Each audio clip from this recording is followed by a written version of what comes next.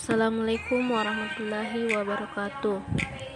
Di sini saya akan menjelaskan mengenai proyek UAS Pengetahuan Komputer. Sebelum itu saya akan memperkenalkan diri terlebih dahulu.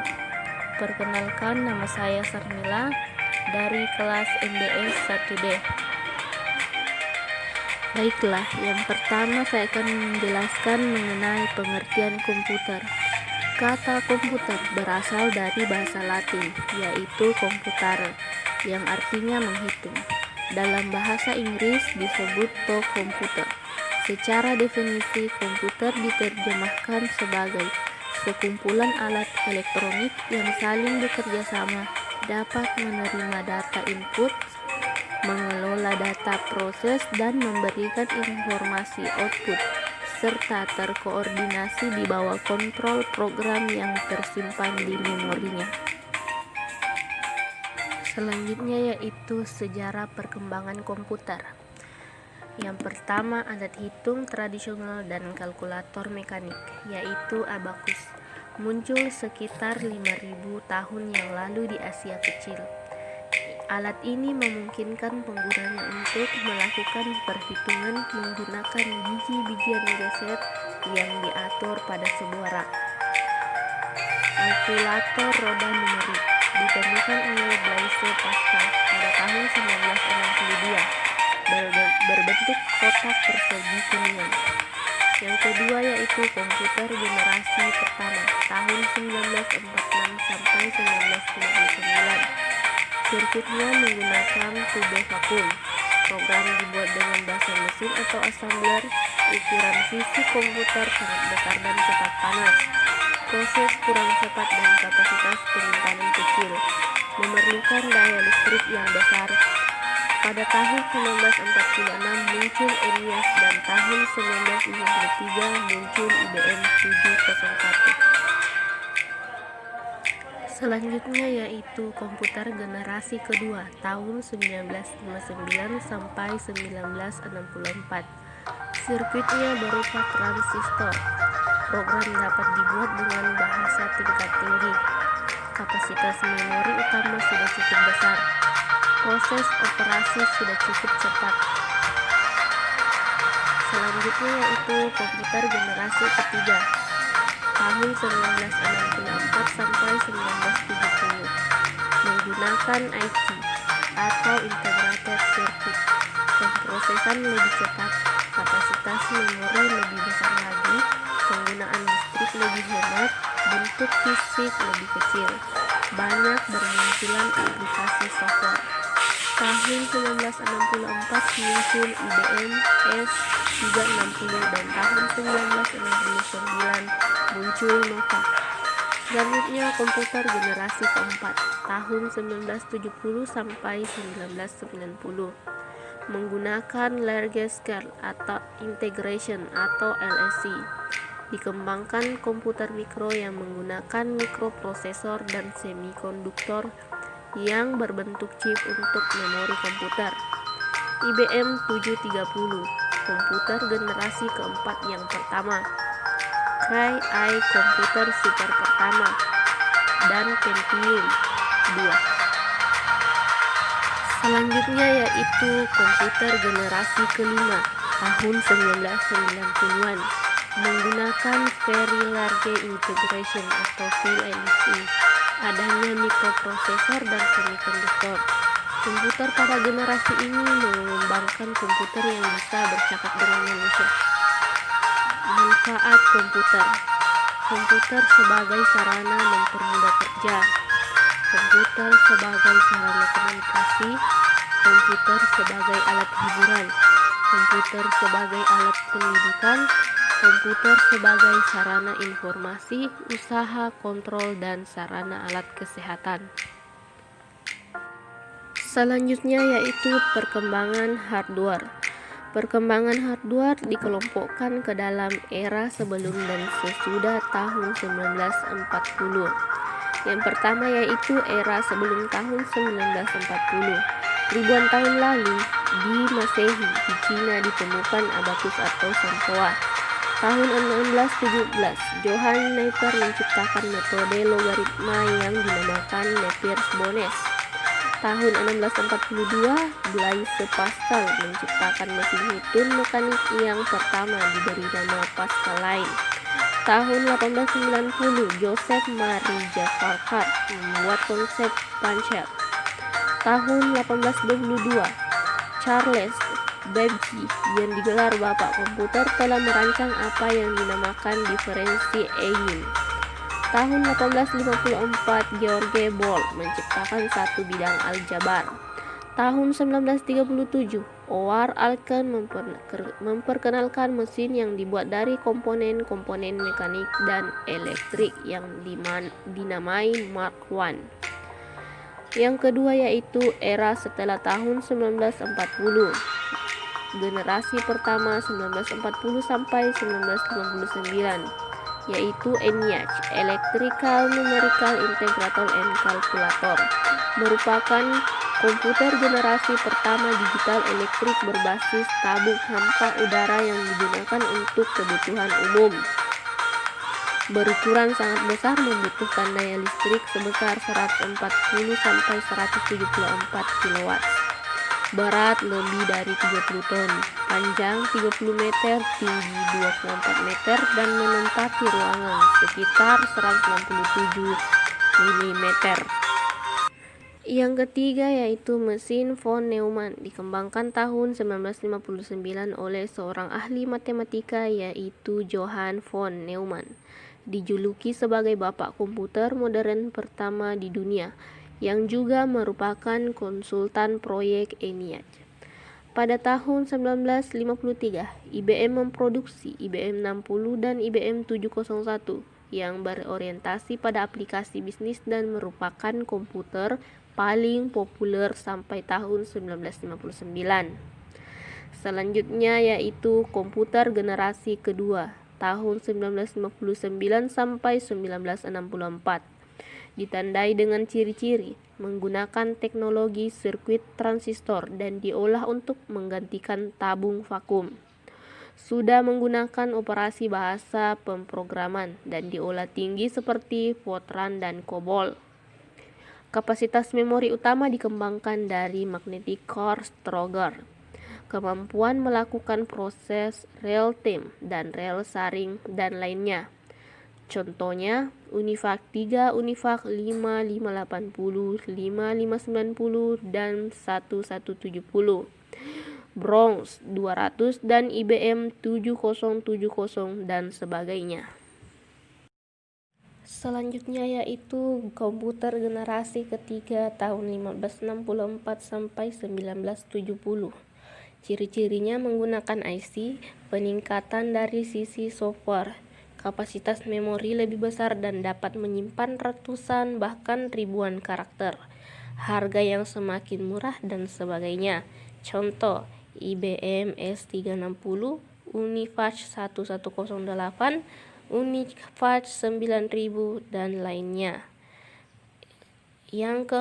Selanjutnya, generasi keempat tahun 1970 sampai 1980-an. Kelanjutan dari generasi ketiga, bedanya IC pada generasi keempat ini lebih kompleks dan terintegrasi.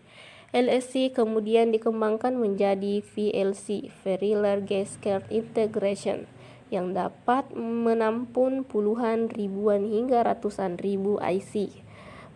Perusahaan Intel tahun 1971 memperkenalkan mikrokomputer 4 bit yang menggunakan chip prosesor dengan nama 4004. Selanjutnya yaitu generasi kelima tahun 1980-an, mulai diproduksi massal tahun 1980 oleh IBM. Prosesor digunakan 8088 per 8086 yang menjadi standar komputer. Telah dilakukan pengembangan dengan apa yang dinamakan Joseph Johnstone yang menggantikan chip mempunyai kemampuan proses triliun dan sebagainya. Selanjutnya yaitu perkembangan software. Perangkat lunak software adalah perangkat abstrak yang merupakan bagian utama selain hardware dari sistem komputer. Berikut adalah sejarah perkembangan software. Yang pertama yaitu era pioner, tahun 1940 sampai 1960. Ciri-ciri era ini menggunakan proses berkelompok, distribusi terbatas, dan diproduksi hanya untuk keperluan khusus. Selanjutnya yaitu era stabil, tahun 1960 sampai 1980. Komputer ini sudah bisa diproduksi secara massal. Perangkat lunak sudah bisa menjalankan beberapa fungsi proses secara serempak. Selanjutnya yaitu era mikro, tahun 1980 sampai 1990. Perangkat lunak diproduksi untuk kebutuhan komputer, jaringan, dan tersebar. Harganya murah dan bersifat otomasi untuk kecerdasan buatan. Era modern tahun 1990-an memiliki ciri perangkat lunak berbasis multimedia, desktop, dan portable, berteknologi objek dan sebagainya. Selanjutnya yaitu jenis-jenis software komputer. Yang pertama, software sistem operasi. Operating System OS mempunyai dua fungsi utama, yaitu pengolahan seluruh sumber daya sistem komputer dan sistem operasi sebagai penyedia layanan. Yang kedua yaitu aplikasi, seperti bahasa pemrograman, software program aplikasi, software paket aplikasi, dan multimedia. Fungsi utama yaitu Resource Manager, penyedia layanan, dan SO pertama kali dikembangkan sekitar tahun 1954 untuk komputer IBM 701. Contohnya Unix, Linux, Windows, iOS, Android, dan lainnya. Selanjutnya yaitu penggolongan komputer dan jenis-jenis komputer. Sejarah perkembangan komputer dari generasi ke generasi memperlihatkan bagaimana perbedaan secara fisiknya. Bentuk komputer berdasarkan jenisnya dibedakan berdasarkan golongan, kapasitas, penyimpanan, dan data yang diolah. Jenis-jenis komputer yang pertama yaitu penggolongan komputer berdasarkan tujuan pengguna, yaitu special purpose komputer, komputer untuk tujuan khusus. General purpose komputer, komputer untuk tujuan umum. Yang kedua yaitu penggolongan komputer berdasarkan data yang diolah. Terbagi menjadi komputer analog, komputer digital, dan komputer hibrid. Selanjutnya yaitu penggunaan jenis komputer berdasarkan prosesornya. Terbagi menjadi mikrokomputer, mini komputer, dan superkomputer. Kemudian penggolongan jenis komputer berdasarkan bentuk fisiknya. Terbagi menjadi komputer desktop, komputer tower, komputer laptop, dan komputer portable. Penggolongan komputer berdasarkan kemampuannya, yaitu small scale komputer, medium scale komputer, dan large scale komputer. Selanjutnya yaitu alat input, alat prosesor, dan output. Yang pertama, alat input. Alat input adalah alat-alat yang berfungsi untuk memasukkan data atau perintah dari luar sistem ke dalam suatu memori dan prosesor untuk diolah. Macam-macam alat input komputer, yaitu keyboard, berfungsi memasukkan huruf, angka, karakter khusus, serta sebagai media bagi user. Mouse berfungsi untuk memindahkan pointer ke kursor. Scanner berfungsi untuk mengcopy atau menyalin gambar atau teks. Trackball menyimulisasikan penggerak vertikal mouse. Touchpad berfungsi sebagai penggerak kursor pada monitor, dan lain-lain. Alat input langsung adalah input yang dimasukkan secara langsung diproses oleh pemproses. Contohnya yaitu papan ketik keyboard, mouse, touchscreen, screen, dan lainnya. Alat input tidak langsung melalui media tertentu sebelum suatu input diproses oleh alat pemproses. Contohnya yaitu key punch, key to type, and key to disk. Yang kedua yaitu alat proses. Alat proses adalah alat di mana instruksi-instruksi program diproses untuk mengolah data yang telah dimasukkan lewat alat input dan hasilnya akan dikeluarkan oleh output. Alat pemproses terdiri atas 3. Yang pertama yaitu Central Processing Unit atau CPU, berfungsi sebagai pemegang kendali dari jalannya kegiatan komputer, sehingga CPU juga disebut sebagai otak dari komputer. Selain itu, CPU juga berfungsi sebagai pengolahan data dan lain sebagainya. Dalam CPU terdapat kontrol unit, ALU, dan register yang memiliki tugas atau fungsi tersendiri. Yang kedua yaitu main internal atau internal memory, merupakan suatu memori utama yang terletak di dalam CPU atau yang disebut main memory, berfungsi sebagai penyimpanan data yang akan diproses atau hasil pemproses komputer. Selain dari itu digunakan untuk menyimpan program. Internal memory terbagi menjadi 2 yaitu random access memory atau RAM yang berfungsi untuk menyimpan data dan program dalam proses komputer.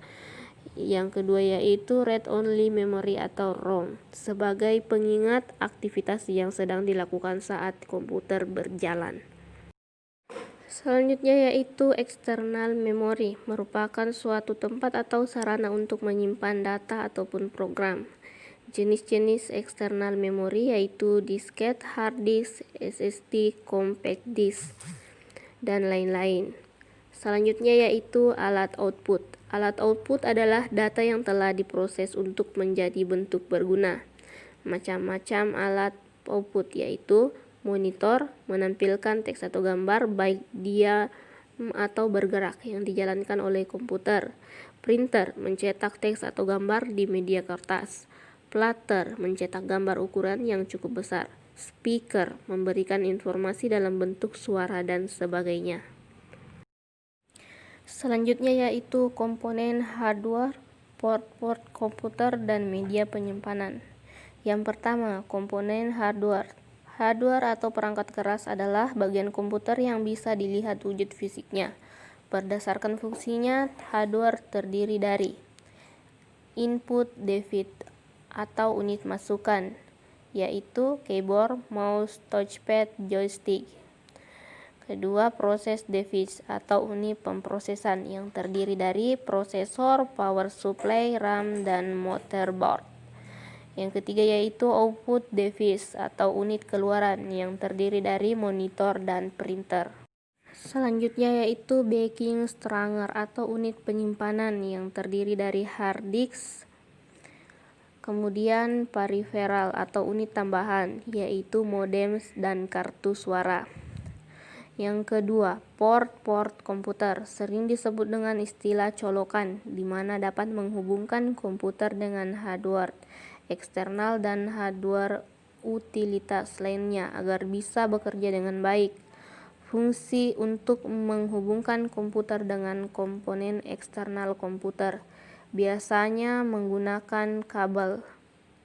Macam-macam port yaitu port serial, merupakan jenis port yang umumnya digunakan untuk keyboard, mouse, dan juga PLC.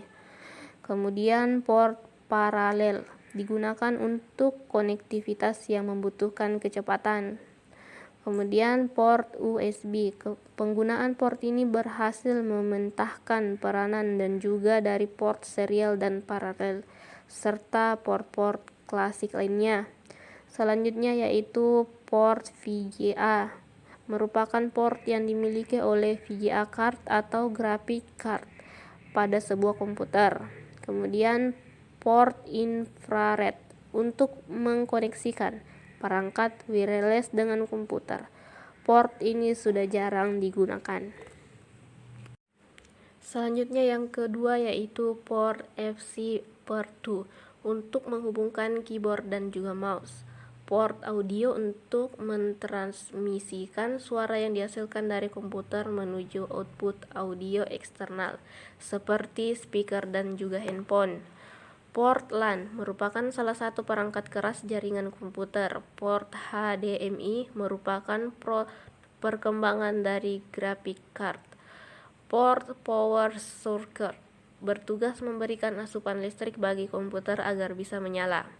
Selanjutnya itu yang ketiga, media penyimpanan adalah alat yang digunakan untuk menyimpan data atau program, di mana data yang disimpan tersebut dapat dibaca kembali untuk diproses oleh komputer. Media penyimpanan data dibedakan menjadi hard disk, flash disk, floppy disk, CD, DVD, RAM, ROM, dan cache memory.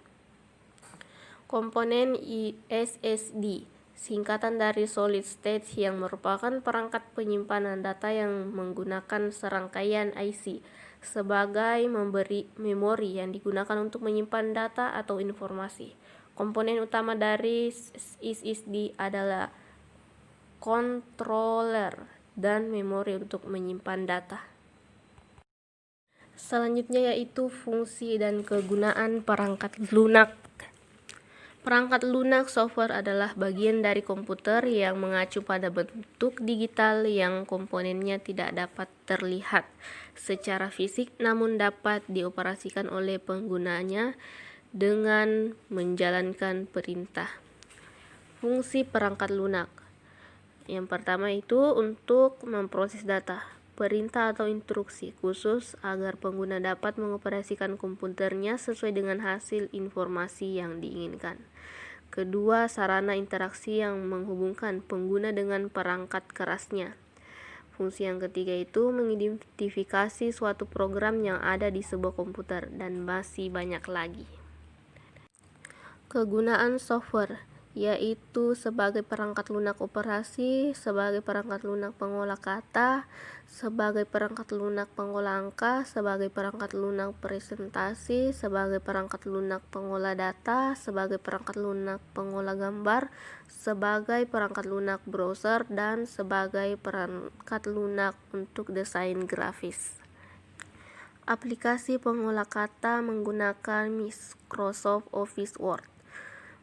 Microsoft Office Word merupakan aplikasi pengolahan kata atau word processor, merupakan software yang digunakan untuk mengolah kata yang berkaitan dengan dokumen seperti tahap membuat, mengedit, memodifikasi, menyunting maupun mencetak dokumen, dan banyak lagi kegunaannya. Perangkat lunak pengolah kata word processor adalah suatu aplikasi komputer yang digunakan produksi gejala jenis bahan yang dapat dicetak. Program pengolahan kata adalah suatu aplikasi yang difungsikan untuk mempermudah pekerjaan yang berkaitan dengan dokumen, mulai tahan pembuatan, penyusunan maupun penyuntingan dokumen. Yang kedua yaitu sejarah aplikasi pengolahan kata. Sejarah terbentuknya aplikasi pengolahan kata yaitu muncul dari keresahan para pengguna mesin ketik. Pada waktu itu perkembangan aplikasi pengolah kata juga bertahap, mulai dari aplikasi pengolah kata yang berbasis grafik pertama kali yaitu Bravos, kemudian diberi nama Microsoft Word dan bekerja dengan baik di perangkat IBM PC yang mempunyai sistem operasi.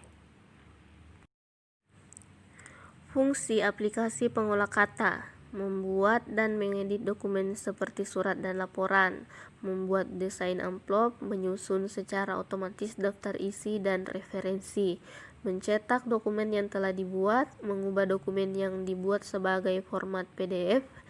Ciri-ciri utama aplikasi pengolahan kata. Ciri utamanya adalah pengolahan mulai dari karakter kata, kalimat yang akhirnya membentuk suatu paragraf, dan kumpulan paragraf membentuk satu halaman. Kumpulan halaman membentuk naskah yang disebut file atau dokumen. Macam-macam aplikasi pengolahan kata yaitu Microsoft Word, Lotus Word Pro, Corel Word Perfect, Star Office Write, OpenOffice, Word, Notepad, S Word, dan masih banyak lagi macam-macam dari aplikasi pengolahan kata ini yang memiliki fungsi-fungsi tersendiri. Pengolahan data menggunakan Microsoft Excel. Microsoft Excel atau Microsoft Office Excel adalah sebuah program aplikasi lembar kerja yang dibuat dan didistribusikan oleh Microsoft Corporation yang dapat dijalankan pada Microsoft Windows dan Microsoft OS. Aplikasi ini merupakan bagian dari Microsoft Office System. Microsoft Excel adalah sebuah aplikasi yang digunakan untuk mengolah data dengan otomatis melalui berbagai bentuk seperti rumus perhitungan dan pengolahan data. Sejarah Microsoft Excel. Excel seringkali digunakan untuk keperluan administrasi perusahaan karena aplikasi ini sangat lengkap dan sangat penting dalam proses pengolahan data perusahaan. Selain itu, Excel juga memiliki formula yang memudahkan kita melakukan sebuah perhitungan dalam pengolahan data tersebut. Aplikasi ini juga sangat penting dalam pembuatan grafik tertentu yang dibutuhkan oleh perusahaan. Microsoft sendiri mulai mengembangkan Excel dengan selalu mengupgrade Excel tiap 2 tahun sekali. Sementara versi terakhir Excel pada Windows sendiri berupa Microsoft Office Excel atau Excel 14, sedangkan pada Microsoft X atau Macintosh sendiri versi terakhir dari Excel berupa Excel for Mac. Oleh karena itu, pihak Microsoft akhirnya menghentikan tuntutan tersebut melalui perubahan nama Excel dengan nama Microsoft Excel. Fungsi yang digunakan dalam Microsoft Excel yaitu average digunakan untuk mencari rata-rata suatu data, sum untuk menjumlahkan data, if digunakan untuk mengeluarkan output tertentu jika dalam kondisi tertentu, max untuk mencari nilai maksimum dari suatu data, min untuk mencari nilai minimum dari suatu data, count untuk menghitung jumlah sel, def digunakan untuk mencari nilai standar deviasi dari suatu data. Cara membuat formula dalam Excel dengan diketik. Pilih sel yang diisi formula, ketik tanda sama dengan. Untuk mengisi formula, ketik referensi sel yang akan lakukan kalkulasi. Misal pada sel A5, mengalihkan sel A1 dengan A4, ketikkan sama dengan A1 A4, tekan enter. Kemudian menggunakan mouse, pilih sel yang akan diisi formula, ketik tanda sama dengan untuk mengisi formula. Klik sel awal yang akan dilakukan kalkulasi. Masukkan operator matematis, klik sel selanjutnya untuk kalkulasi. Ctrl Cal, tekan enter. Memasukkan data dan memilih sel. Memasukkan data ke dalam sel worksheet memperbanyak tipe data yang dapat dimasukkan dalam sel worksheet, yaitu angka, teks, tanggal, waktu, dan formula. Untuk memasukkan data, tentukan sel yang akan diisi, lalu arahkan pointer mouse pada sel tersebut. Kemudian masukkan formula rumus, klik sel yang akan diisi formula, ketikkan tanda sama dengan. Jika klik tombol auto sum atau paste function, maka Microsoft Excel akan menyisipkan tanda sama dengan secara langsung. Kemudian masukkan formula, tekan enter. Cara memasukkan kumpulan data. Kumpulan data dalam Excel disebut data series atau jumlah data yang memiliki kesamaan orientasi seperti nama-nama, bulan, hari, tahun, dan lain-lain. Contohnya, ketik Januari pada sebuah sel A1. Klik bagian sudut kanan bawah sel A1 dan tahan, kemudian tarik hingga sel 4. Lalu lepas tombol mouse, hasilnya berturut-turut Januari, Februari, Maret, dan April. Memahami dan mengaplikasikan beberapa pengolahan data. Pengolahan data menggunakan Microsoft PowerPoint. Microsoft PowerPoint merupakan aplikasi presentasi paling umum digunakan oleh berbagai user. Kelengkapan fitur dan kemudahan penggunaan menjadi nilai lebih untuk program ini. PowerPoint dibuat dan dikembangkan oleh Microsoft. Program ini dirancang khusus untuk memudahkan kita membuat presentasi dengan berbagai template dan animasi profesional. Pada tanggal 1990, versi Microsoft Windows dari PowerPoint versi 2.0 muncul ke pasaran mengikuti jejak Microsoft Windows 3.0 sejak tahun 1990. PowerPoint telah menjadi bagian standar yang tidak terpisahkan dalam paket aplikasi kantoran Microsoft Office System, kecuali basis Education. Perkembangan Microsoft Office PowerPoint. Microsoft Office PowerPoint pertama kali diciptakan dan dikembangkan oleh Bob Gaskins dan Dennis Austin yang bekerja sebagai presenter bagi perusahaan yang bernama Foretag Inc. Kemudian mengubah namanya menjadi PowerPoint. Microsoft Office PowerPoint versi 1.0 ini pertama rilis pada tahun 1987. Dan PC yang pertama kali menggunakan aplikasi ini adalah Apple Macintosh. Pertama kali PowerPoint muncul dengan tampilan hitam putih. Kemudian tahun selanjutnya versi PowerPoint yang baru muncul dengan tambahan fitur warna. Akhirnya Microsoft membeli PowerPoint ini sebesar $14 juta pada tanggal 31 Juli 1987. Inilah yang menjadi cikal bakal lahirnya Microsoft Office PowerPoint yang Anda kenal sekarang ini. Fungsi Microsoft Office PowerPoint sebagai sarana untuk mempermudah melakukan sebuah presentasi.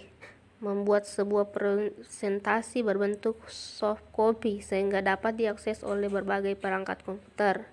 Membuat presentasi dalam bentuk slide yang menarik dan cantik dengan dukungan fitur audio, video, gambar, dan animasi serta template atau desain yang akan dipergunakan. Dan mempermudah dalam membuat, mengatur, dan mencetak berbagai slide. Manfaat Microsoft Office PowerPoint sangat membantu menyampaikan sebuah materi atau gagasan, menunjang dunia pendidikan dalam hal belajar mengajar, menunjang keberlangsungan bisnis dan pekerjaan karena sangat berguna dalam kemudahan presentasi. Menu-menu Microsoft Office PowerPoint yaitu menu File, Insert, Home, Design, Transition, Animation, Slideshow, Review, dan View. Format file penyimpanan pada PowerPoint, PPT atau PowerPoint presentasi, PPS, PowerPoint Show, POT, PowerPoint Template, PPTX, PowerPoint Presentation. Pengolahan data menggunakan Microsoft PowerPoint. Memilih menu, menyiapkan slide baru, menyiapkan presentasi, menambahkan teks, memformat teks Anda, menambahkan gambar, menambahkan bentuk, menambahkan catatan pembicara, menyampaikan presentasi keluar dari tampilan peragaan teks. Memahami dan mendalami aplikasi internet untuk berbagai keperluan. Secara sederhana, pengertian internet adalah sebagai suatu jaringan yang saling terhubung dengan menggunakan sistem standar dari Global Transmission Control Protocol.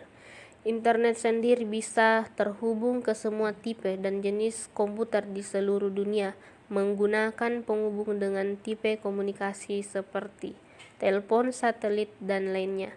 Kemudian untuk tiap komputer yang sudah terhubung pada jaringan internet akan memiliki alamat IP atau Internet Protocol Address. Alamat IP atau banyak yang menyebutnya sebagai identitas unik sebuah komputer, di mana alamat unik ini menunjukkan identitas sebuah komputer pada jaringan internet yang berbentuk kombinasi angka. Fungsi dan tujuan internet. Fungsi internet akan membantu manusia lebih efektif dalam bekerja. Ujung-ujungnya akan menghasilkan produktivitas kerja. Selain itu, kemudahan berkomunikasi akan membuat manusia semakin berkehidupan, sosial. Tahu perkembangan zaman dan apa yang sedang berkembang menjadi nilai plus keberadaan internet. Hal ini akan berdampak pada meningkatnya relasi kerjasama. Apabila relasi kerjasama meningkat, maka akan membuat manusianya jauh lebih mudah bergaul ataupun menjalankan suatu bisnis usaha tanpa harus alasan jarak yang jauh. Adapun fasilitas internet yang bisa dimanfaatkan oleh penggunanya diantaranya World Wide Web atau WWW, di mana halaman web tersebut dapat berisi informasi yang bermanfaat bagi pengguna.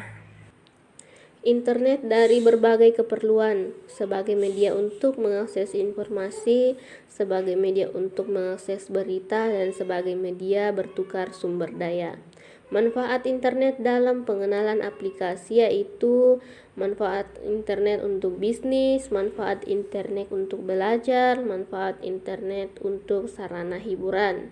Dampak internet dalam kehidupan sehari-hari, dampak positifnya yaitu memudahkan mendapatkan informasi, membantu dalam menyelesaikan masalah dan tugas, mendapat sarana hiburan, dan memudahkan dalam berbisnis, dan memudahkan proses komunikasi. Dampak negatif yaitu terjadinya cyberbullying, perilaku negatif dan konten yang tidak baik untuk dilihat, maraknya isu atau hoaks dan penyebaran hoaks. Adanya cybercrime yaitu kejahatan internet, misalnya penipuan. Budaya asli mulai ditinggalkan. Selanjutnya yaitu pengertian browsing. Secara umum, pengertian dari browsing adalah suatu aktivitas yang dilakukan di dalam media internet dengan menggunakan aplikasi perangkat lunak yang bernama web browser atau sering disebut dengan browser saja. Jadi, kita juga bisa menyimpulkan bahwa browsing adalah mencari informasi di dalam jaringan internet. Informasi-informasi tersedia begitu banyak dan dalam bentuk seperti tulisan, gambar, video, dan lain-lain.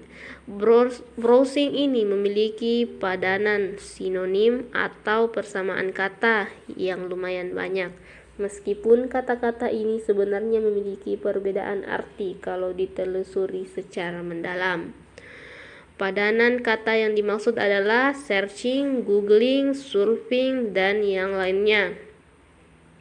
Fungsi browser. Web browser sendiri memiliki beberapa fungsi, diantaranya seperti membuka laman website, memastikan keamanan suatu web, mendukung permintaan data, mengumpulkan data, dan memaksimalkan tampilan, mendukung pengguna search engine. Manfaat browser.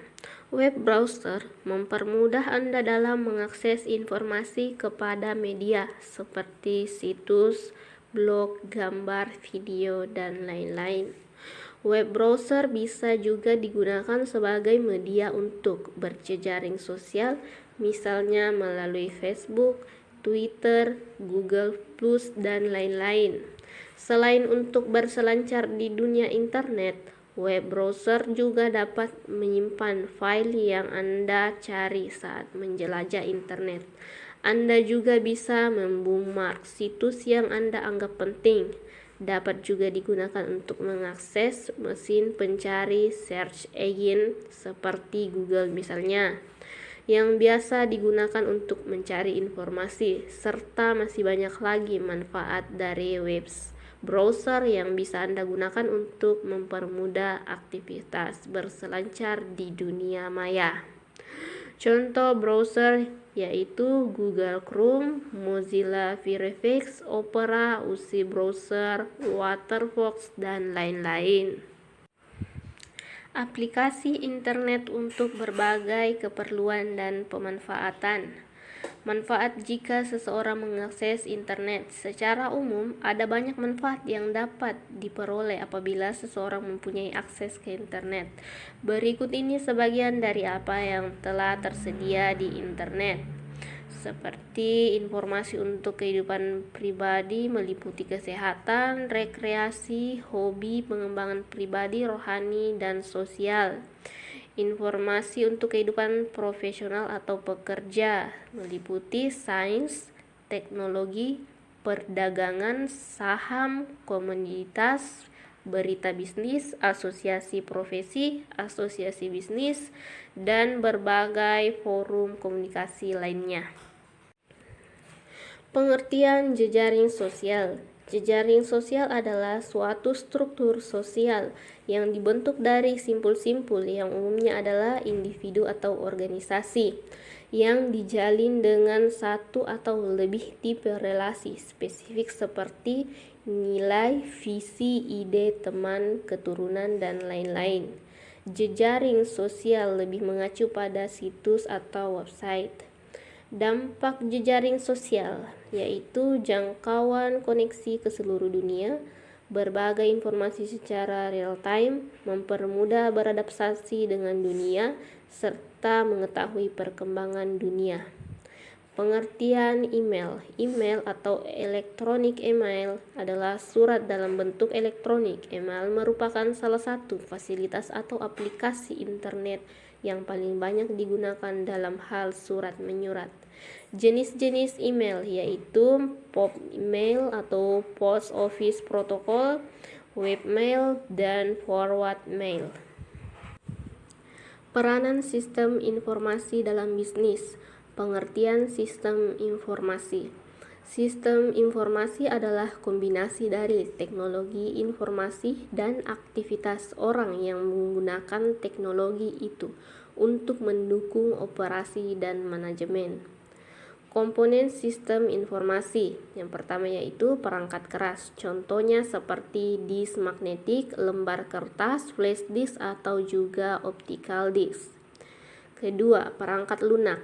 Berhubungan dengan semua perintah atau instruksi. 3. Prosedur. Sekumpulan aturan yang dipakai untuk menjalankan sebuah proses data. 4. Manusia. Semua pihak yang memiliki tanggung jawab di dalam pengembangan sistem, prosesan, dan juga penggunaan output informasi. Database. Kumpulan data yang terorganisir yang umumnya disimpan dan diakses secara elektronik dari suatu sistem komputer. 6. Jaringan komputer serta komunikasi data. Suatu sistem penghubung yang digunakan untuk mengkoneksikan sumber atau resource yang digunakan dan diakses secara bersama-sama serta diakses oleh beberapa pengguna. Pengertian bisnis. Bisnis adalah kegiatan yang dilakukan oleh individu maupun organisasi yang melibatkan proses pembuatan, pembelian, penjualan, atau pertukaran barang maupun jasa dengan tujuan untuk menghasilkan keuntungan. Di mana istilah bisnis berasal dari bahasa Inggris yaitu business yang artinya kesibukan. Beberapa hal yang mempengaruhi keberhasilan atau kegagalan bisnis yaitu mental. Kegagalan bisnis sering terjadi ketika perusahaan mendapatkan masalah dan pengelola perusahaan memiliki mental rendah. Kemudian dalam menjalankan bisnis harus memiliki pengetahuan. Modal juga merupakan salah satu faktor yang dapat mempengaruhi bisnis. Penjualan yang sukses dapat dilihat dari angka penjualannya. Sumber daya manusia di sini sebagai pemegang tertinggi yang mengontrol semua aktivitas karyawan dan produksi perusahaan. Dan perencanaan bisnis sebelum menjalankan bisnis. Peranan sistem informasi dalam bisnis yaitu mendukung operasi bisnis, mendukung pengambilan keputusan manajerial, meningkatkan pelayanan secara global atau menyeluruh. Jenis-jenis sistem informasi bisnis. Yang pertama yaitu sistem penjualan dan pemasaran, sistem manufaktur dan produksi, sistem sumber daya manusia, dan sistem keuangan dan akuntansi. Fungsi sistem informasi dalam bisnis. Yang pertama yaitu pemrosesan transaksi sebuah toko atau swalayan menjual ratusan jenis barang atau item. Pengawasan dalam artian memungkinkan pemilik usaha mengawasi kinerja pegawai. Pengingat digunakan untuk mengingat terhadap tagihan yang harus dibayar. Panggilan informasi menggali informasi berbasis data transaksi sesuai kebutuhan. Demikianlah pemaparan materi pengetahuan komputer saya. Semoga bermanfaat bagi kita semua. Saya akhiri dengan ucapan wassalamualaikum warahmatullahi wabarakatuh.